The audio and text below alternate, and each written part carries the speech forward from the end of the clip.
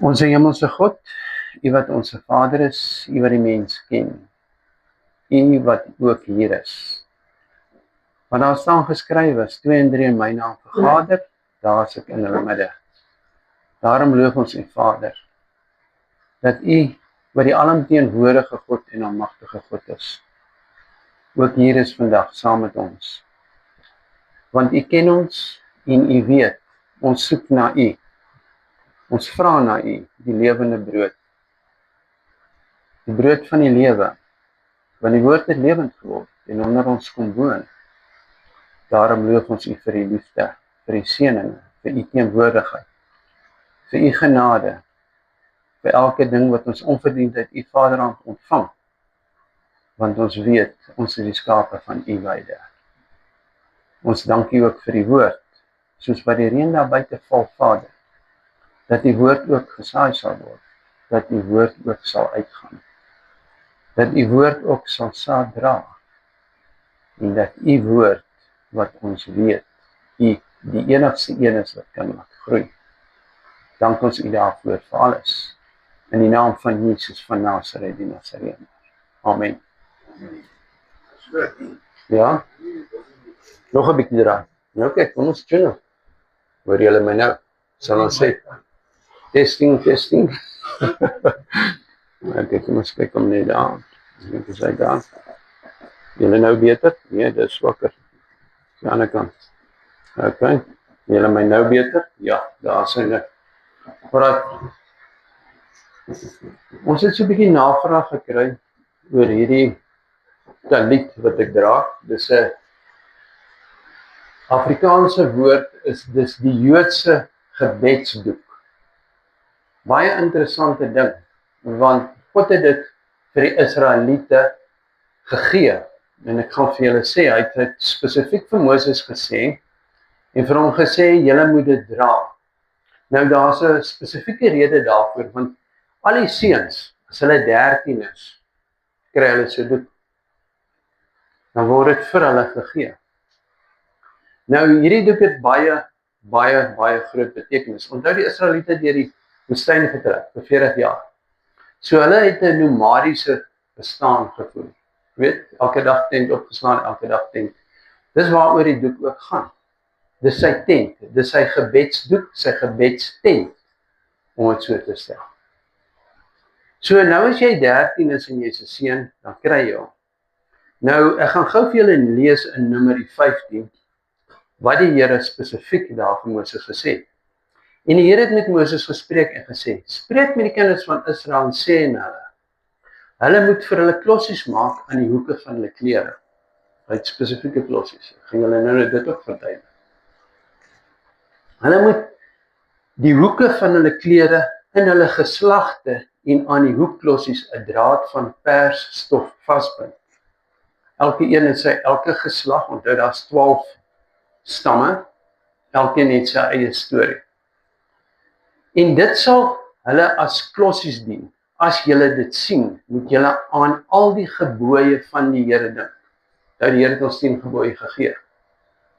En ek begin, ek is die Here jou God, wat jou uit Egipte land, uit die slawehuis uitgelei. Jy mag voor my geen gesneede beeld, of enige gelykenis maak van wat bo in die hemel is, of van wat in die aarde, of in die waters, onder die aarde is nie. Want ek, die Here jou God, is jaloerse God. En dan gaan ek aan, ek kan die hele 20 vir julle lees. Maar, dit daar gelaat. En, dat julle dit doen, en julle, nie julle hart, en julle oë navolg, waar agteraan julle hoereer nie. Onthou, hulle het al die heidene rondom hulle gehad, en ons weet, Salomo het geval deur dit. Sodat julle aan my gebooie moet dink, en dit moet doen, dat julle aan God geheilig mag wees. Onthou, God het gesê, wees heilig, want ek is heilig. En dis hoekom hulle sy volk is. Dis een van die redes hoekom ek baie lief is vir die Israeliete, want hulle doen baie dinge presies soos die woord sê. Alhoewel hulle sukkel nog met die Messiah, hulle het nog ook hulle eie probleme. Maar ons weet die weg, die waarheid en die lewe. Dis hoekom Jesus gekom het. Dan sê hy, ek is die Here, julle God, wat julle uit Egipte land uitgelei het, om vir julle 'n God te wees. Ek is die Here, julle God. Hoor mooi, hy is die een wat hulle God is.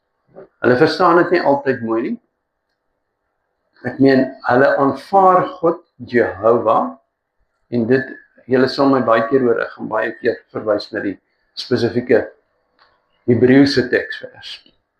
Want die Talitse regte naam Tjalit, wat uit die Joodse of die Hebreëse naam is, kom presies daarvan af. Nou, hy is nie net sommer gemaak hierdie lat nie. Hy spesifiek word van wol gemaak. Hierdie een van my het ek nou aangevoer van Israel af. En hy het op hom, as jy na hom gaan kyk, het hy spesifiek 8 knopies. Al sy drade, as jy saam met sy knope en sy vlegsels, saam al 4 hoeke, is presies 613. En hoekom hulle dit uitwerk op 613, as jy hom terugtrek in die alfabet, en God se naam gebruik, staan daar Jehovah. So Jehovah se numeriese naam is 613. Maar daar is 'n baie interessante ding ook omtrent dit. Aan die wêreld, nou praat ek voor ons met die mediese wetenskap begin, is daar net 613 siektes bekend. Nou gaan jy vir my sê, ja, maar ons weet van dit en dit en dit, ja, sielkunde en al hierdie klomp kry. Ek sê dit reguit, dis 'n klomp kry. Want vandag, hoekom kry jy mense wat nie weet of hy man of 'n vrou is nie? Hallo, sommer het jy fout broer. En dit is nie van God nie, einde van die saak. Dis nie eers onderhandelbaar nie. Maar hulle beskryf dit as 'n siekte. Of hulle sê nee, maar ons maak dit goed. Weer die duiwel? Mimiek. So as jy wil regtig weet hoeveel siektes is daar, ek kan nou al 613 vir jou gee.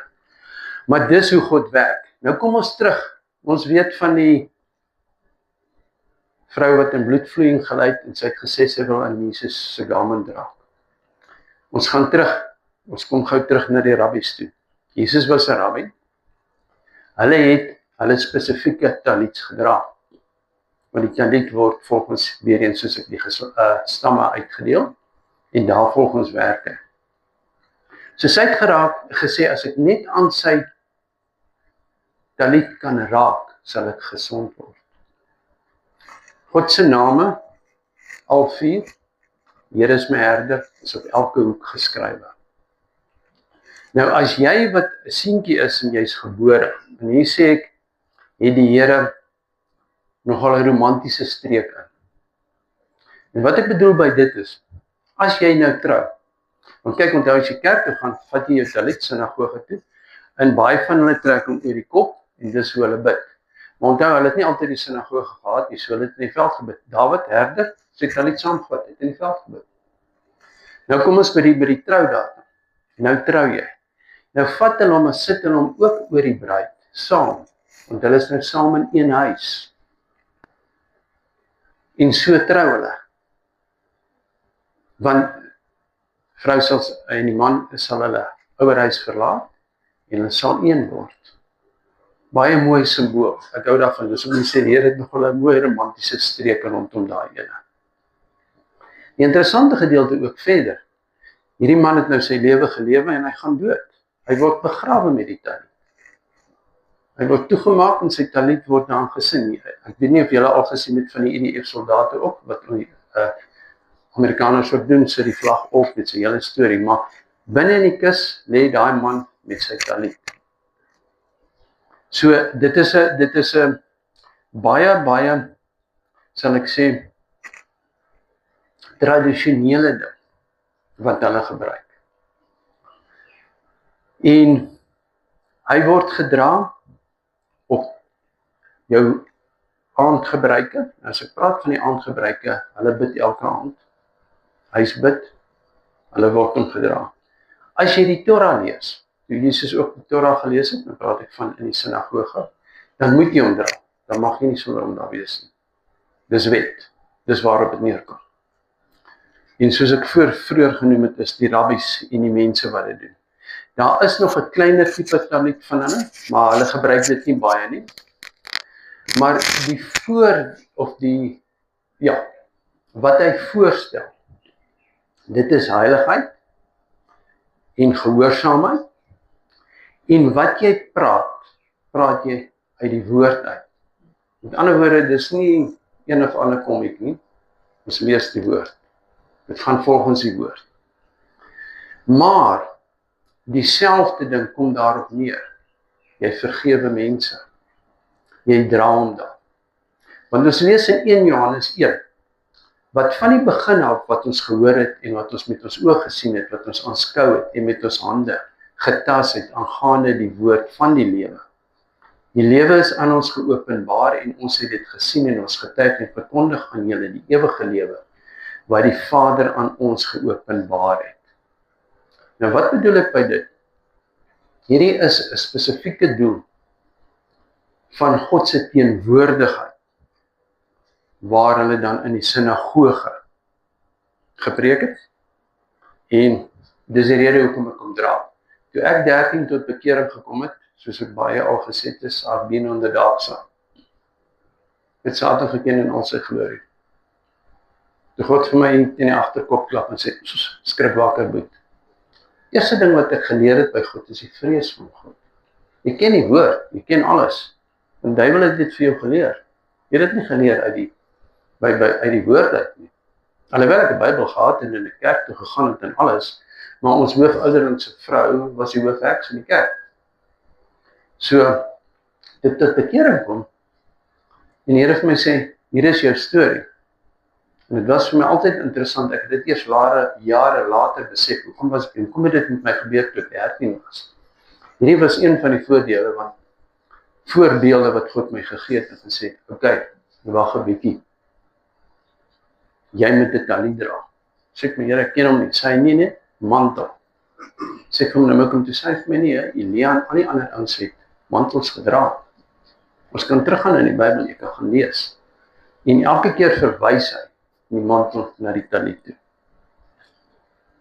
So as julle nog vra het, ek kan vir julle baie vrae gee, maar ek gaan nie dit daar verder laat nie, verder uitbrei nie. Ek gaan nou oor na ons preekte van vandag. Kan ek dalk net iets sê? Ja, wat? Ek wil nie julle moet nou dink dat ons volgende Sondag almal hier moet taliets moet sit nie. Okay. Ja. Toe Jesus aan die kruishout gesterf het, op daai oomblik, ons almal weet wat die voorhangsel, dus die voorhangsel geskeur. Wat beteken ek en jy het nou toegang tot die Here. Ons hoef nie meer deur 'n priester te gaan om met die Here te praat nie. Ek en jy het nou direk toegang tot die Here. Dis hoekom daai voorhangsel geskeur is. Ons kan in sy teenwoordigheid ingaan. My boeta hier dra dit, want dit is 'n opdrag wat hy gekry het en hy's gehoorsaam daarin. So daar's niks aan dit nie, dat hoekom hy hier staan met dit nie.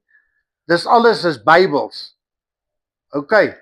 So maar ons moenie dink dat ek het nou nodig om dit te dra om in die teenwoordigheid te gaan nie. Die voorhangsel is daar reeds geskeur. Ek en jy toegang tot die teenwoordigheid van die Here omdat hy in die kruis het gesterf het. Hy het vir ons daai toegang gegee. Ons kan nou soos Hebreërs 13 vers 5 sê, met vrymoedigheid na die troon van genade gaan, sodat ons geregtigheid kan kry om op die regte oomblik gehelp te word. Baie dankie my boeta vir daai verduideliking. Weer terug. Dankie Pastor. Okay. Nou het ek laas Sondag met julle begin met die eerste gedeelte, die einde van die begin. En die vraag wat ek nou verder op hierdie ene gesit is, wat is tussenin? En julle my sê, wat is tussenin van die einde en die begin, of die begin en die einde, maak dit net soos wat jy wil. Enige iemand my enige antwoord gee op dit? Sê weer? Gaan aan wat gebeur in die lewe?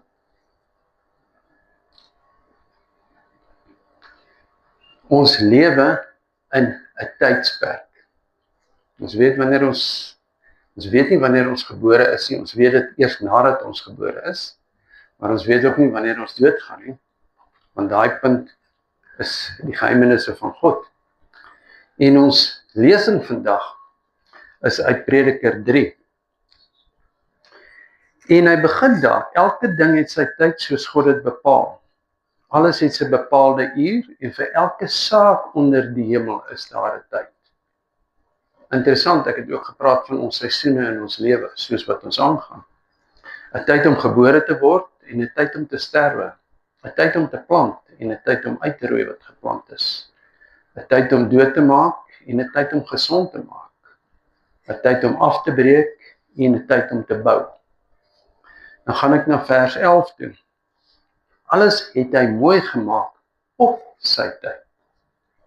Baie interessante vraag daar. Ook het hy die eeu in die hart van die mens gelê, sonder dat die mens die werk wat God doen, van begin tot einde kan uitvind. So het ek dan ingesien dat daar niks beters onder hulle is nie, as om bly te wees en om goed te doen in die lewe. En ook dat elke mens eet en drink en die goeie geniet by al sy moeitevolle arbeid, want dit is 'n gawe van God. Nou, as ons al tyd moet definieer, dan gaan ons eintlik sê, tyd is 'n raaisel. Want jy weet van tyd, en die enigste wat ons vandag weet, is as jy kyk op jou Zobo watch wat op jou arm is, of jou Rolex. Daai ding.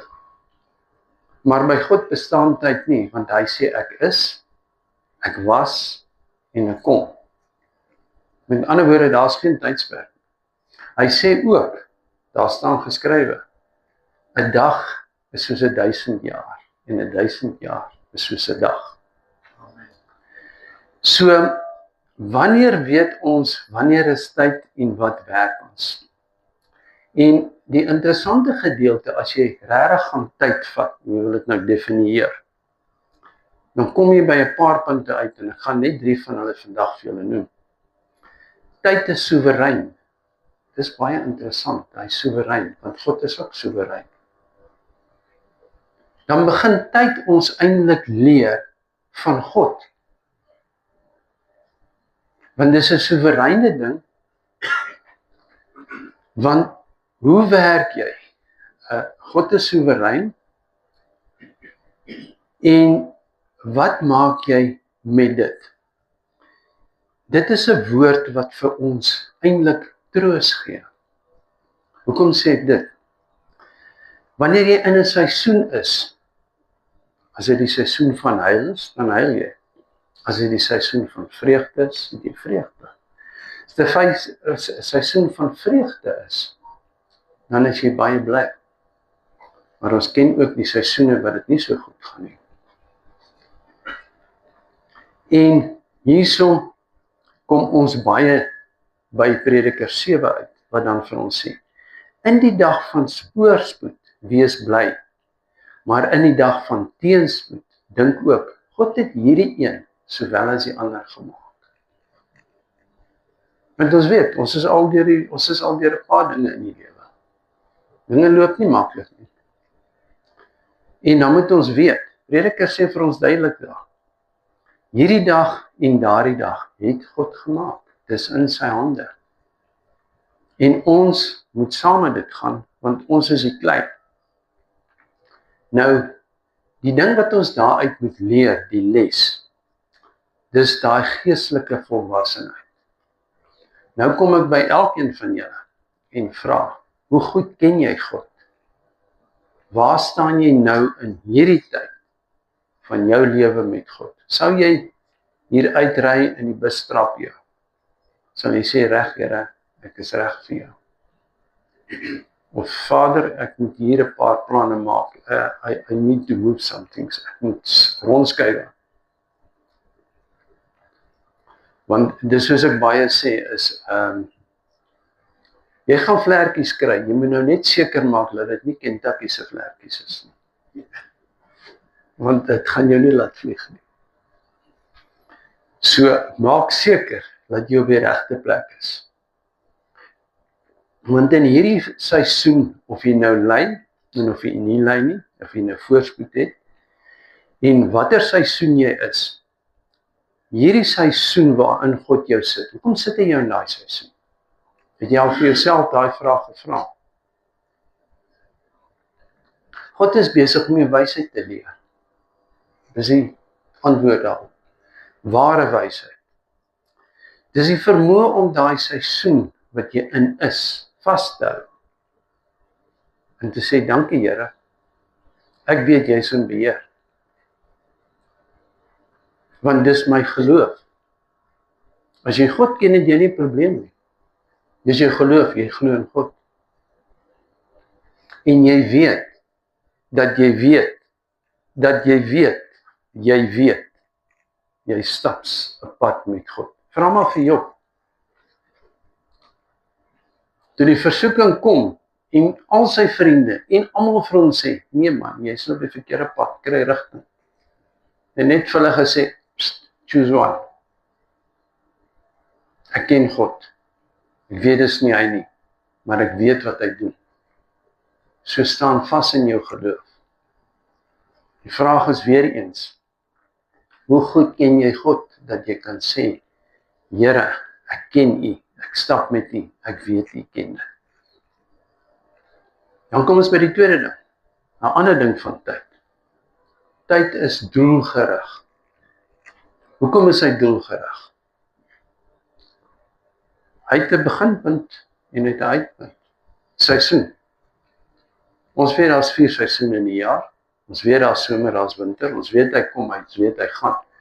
Maar het julle nou al mooi gaan sit en uitwerk? Nou kom die winter. Het die winter die 1 Julie begin en die 22ste September opgehou? Nee, geen jaar het hy nog dit gedoen nie. Hy het ook nie die 1 Mei begin en die 3 Augustus opgehou nie. Ons weet net, nou gaan ons oor in 'n seisoen in. Ek meen, ons weet ons is nou in herfs. Ons is nou basies in die herfs in, om het so te stel. Ons weet dit nou uit ondervinding uit. Maar het iemand vir jou gesê, hier is die Bybel, jy moet dit so lees, en hy die 3 Februarie begin en hy gaan die 1 Mei eindig. Nee. En dis hoe tyd ook werk. Hy's doelgerig, hy's daar, maar jy het nooit 'n spesifieke afsnydatum en 'n begindatum of watter datum ook al nie. Byvoorbeeld, as ek vir jou sê hy begin die 1 April 12:00 en hy gaan die 3 Augustus 3:00 eindig. It's not gonna happen. Hoekom ek sê die 1 April val is jy se voel. So ja, hy het 'n doelgerigte periode. Want weer eens, hy bevestig vir ons, God het alles mooi gemaak op sy tyd. Dis wat ek nou gelees het daar prediker daarop. En hy het dit spesifiek vir ons so gegee, sodat ons kan kyk na dit uit God se perspektief, uit jou geestelike perspektief. En dis hoekom ons almal hier as vriende is. Die rede daarvoor is, dit gaan swaar met jou. Ons hou daarvan om maskers te dra. Jy het groot geword daarmee en dit is verkeerd. Om die eenvoudige rede kom ek sê, dit is verkeerd. Jy kan kom en sê, Pastor Jesie, ons moet nou 'n bietjie bid oor hierdie saak. En dis wat ek vir julle probeer leer. Elke dag, bid. Paulus het dit vir ons gesê. Hy sê dit in Tessalonisense. Bid sonder ophou. Hoekom? Sodat jy weet, dat jy is in God se wil. Baie dae loop die dag nie soos wat jy wil nie. Ons ken daai skewe dae. Ons weet daai dae loop. Maar as ons nou, ek gaan die volgende punt ook aanspreek, maar ek wil net eers 'n ander ding bybring. Hierdie hele storie, tyd, laat my altyd dink aan, die vrouens sal dit weet, as jy hierdie tapisserie maak.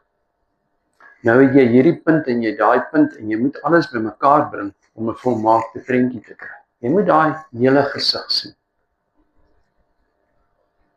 Maar jy sit hierso en, ja, volgens jou is dit chaos. En hoe gaan jy met hierdie chaos werk? Jy hoef nie te worry nie. God is die outeur. Hy werk daarvan. Ons lees dit in Romeine 8. En ons weet dat vir hulle wat God liefhet, luister mooi, wat God liefhet, alles ten goeie meewerk vir hulle wat na sy voorneme geroep is. Weereens, waar is jou geloof? Lees jy jou Bybel? Werk jy op jou Bybel?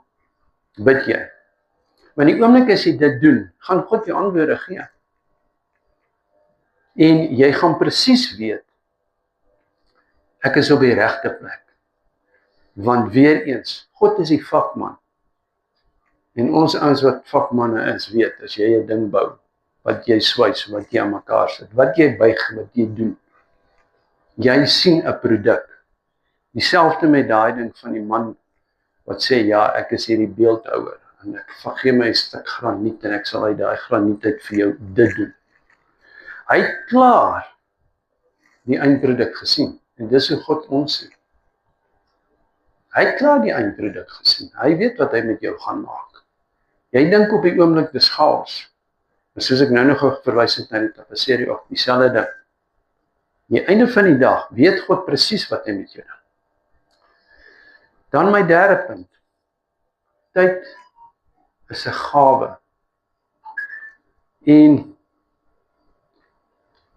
nou gaan jy my vra, pastor, gawe, wat is 'n gawe? Ons ken die gawe van die Heilige Gees en. Maar dis 'n gawe wat jy kry om te kyk na die ewigheid. Want jy gaan dit nie uit jouself kan doen nie. Here, jy's besig om my hier te modify. Jy weet, ek kort hier 'n paar dinge, daar 'n paar dinge. Maar hoekom doen God dit? Here, jy's besig om my reg te maak vir jou koninkryk. Jy weet nog nie hoe lank dit gaan wees nie, want jy weet nie hoe lank jy op aarde gaan wees nie.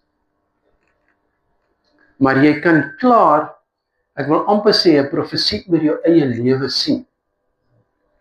Here, maar, alright, okay, jy modify my hier en dis nie lekker nie, ek weet dit, maar daar's een ding, vasbyt staan sterk. Ja, ons gaan dit maak. Dis al. Ons moet vas staan.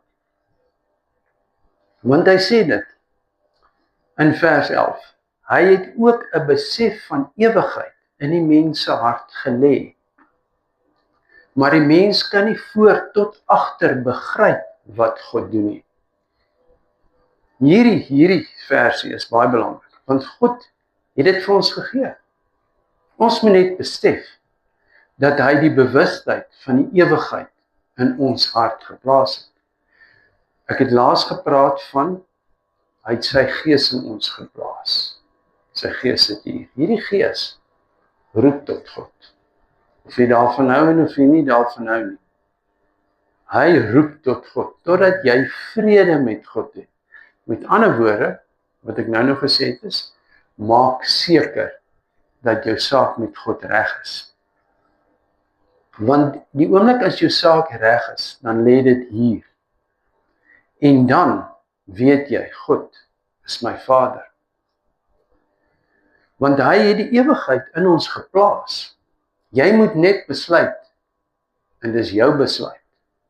Wat ek baie keer sê, Here, dis 'n lelike besluit, daai, maar ons as mense moet dit doen.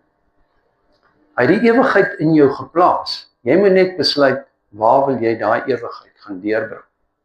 By hom, of wil jy by Kentucky wees?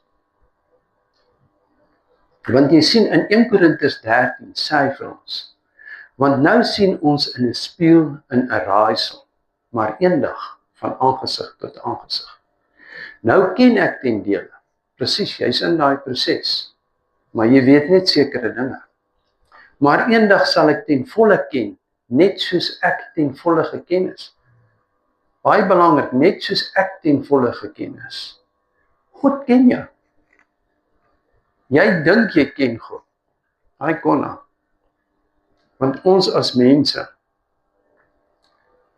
ken God net ten dele. En ons ken hom net in 'n raaisel. Hoekom? Omdat ons nog nie genoeg van die Bybel lees nie. Hierdie ding is baie belangrik. Dis jou belangrikste tool. Ek sê van al die toolboxes is hierdie my belangrikste toolbox. My ander toolboxe kan my een kan staan, maar hierdie een is die een wat ek vir julle sê. Hy is die een wat vir jou die pad wys. En dan weet ons, tyd is 'n gawe. Want dis wat jy geleen is. Jy's gegee en jy moet met dit die beste maak.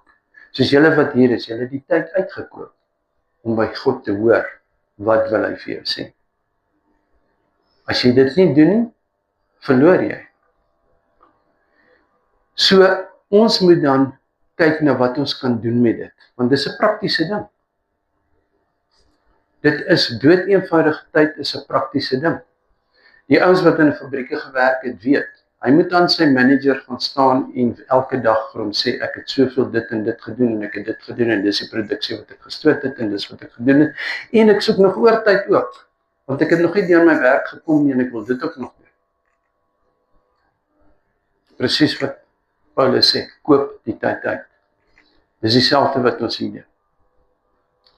So, in die eerste punt, wees dan teenwoordig in jou seisoen en verstaan.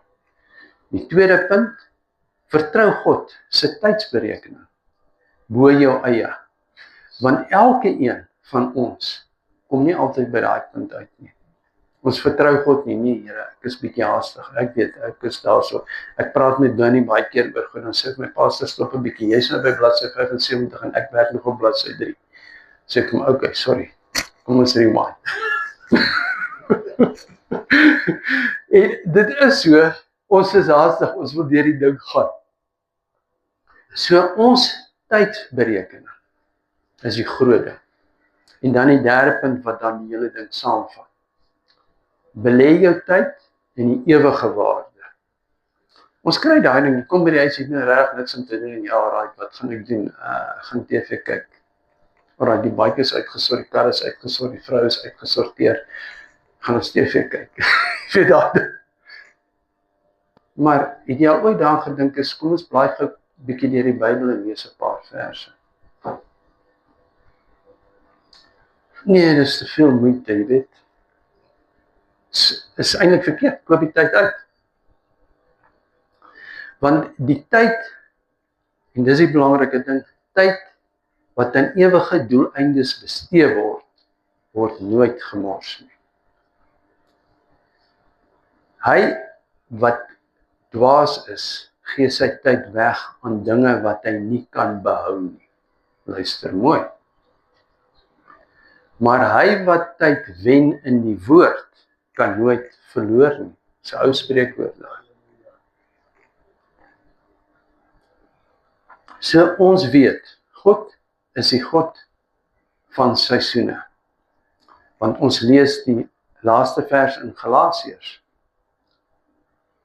Maar toe die volheid van die tyd gekom het, het God sy seun uitgestuur, gebore uit 'n vrou, gebore onder die wet, om die wat onder die wet was los te koop, sodat ons sy aanneme van kinders kan ontvang. En dis die belangrike ding. Want in Prediker 3 sê hy dit presies. Christus is gebore, ek spring nou weer na Galasiërs toe. Christus is vir ons gebore. Hoe is jou verhouding met hom? Hy het nie gekom omdat dit lekker was nie. Hy het gekom vir jou en vir my. Sy groot rede hoekom hy gekom het, is sy liefde. En hy het geweet, elke een wat aan hom gehoorsaam is, en hoor mooi wat ek sê, gehoorsaam is, luister na die woord van God. Want hy sê in 1 Petrus, as julle aan hom as Vader aanroep, wat sonder aanneming van die persoon oordeel, volgens elkeen se werk, wandel dan in vrees gedurende die tyd van julle vreemdelingskap. Nou gee ek vir julle baie groot woord daar. Want vreemdelingskap, so ek in die toekoms gaan ook vir julle sê, julle is almal vreemdelinge. Nie Christene, vreemdelinge. Wat bedoel ek daarby? Ons is almal op hierdie wêreld geplaas vir 'n tyd, vir 'n seisoen, vir God, om by hom uit te kom.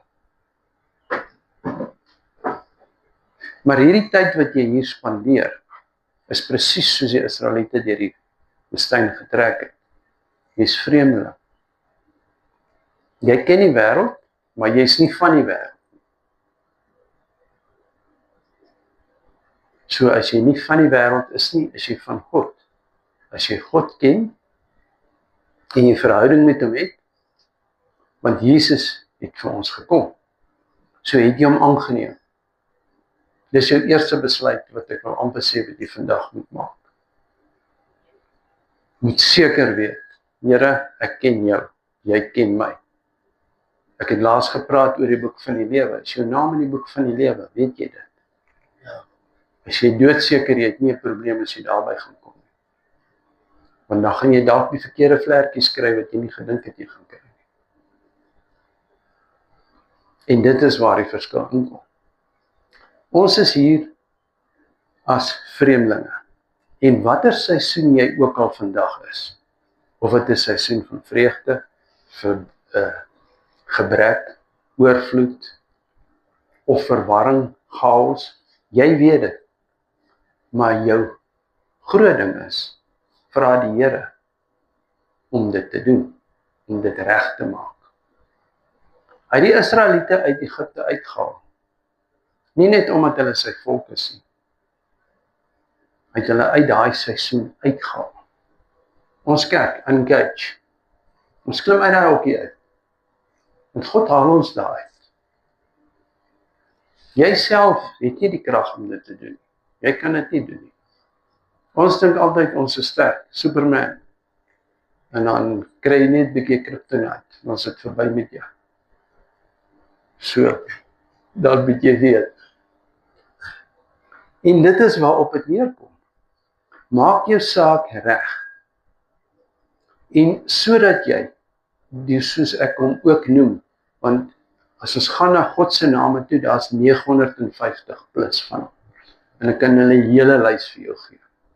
Maar ons noem hom ook die Here van die seisoene, die God van die seisoene. Want hy ken jou. En hy weet wat hy met jou in sy lewe wil maak. Hy weet waarheen hy jou vat. Die probleem lê by jou, nie by God nie. Glo jy hom? Ken jy hom? Wandel jy met hom? So ek gaan 'n uitnodiging maak, dat ons as mense gaan opstaan en sê, Here, ek staan voor jou. Jy wat my Vader is. Jy ken my saak.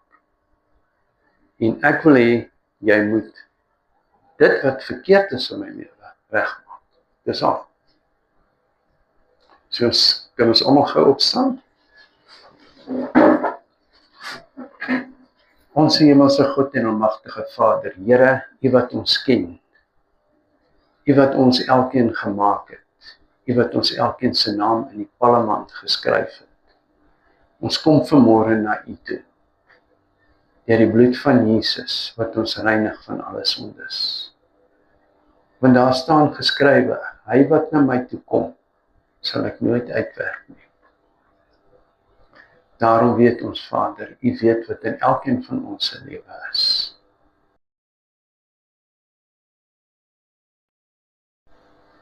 Ons weet waar U ons kan help. Ons weet U is ons God. En ons loof U daarvoor dat U ons vashou. En ons vra, Vader, dat U met ons sal werk. Dat U met ons sal deel. Dat U ons sal seën met U oorvloed, met U liefde, met U teenwoordigheid. En dat U engels saam met ons sal trek. Ja, Here, soos hy getrek het saam met die Israeliete in die woestyn. Want ons weet waar U is, daar is lewe en lewe in oorvloed. Daar is U en ons weet daar's nooit 'n tekort nie. Daarom vra ons dit alles van U Vader, in die naam van Jesus van Nasaret, die Nasareëner. Amen.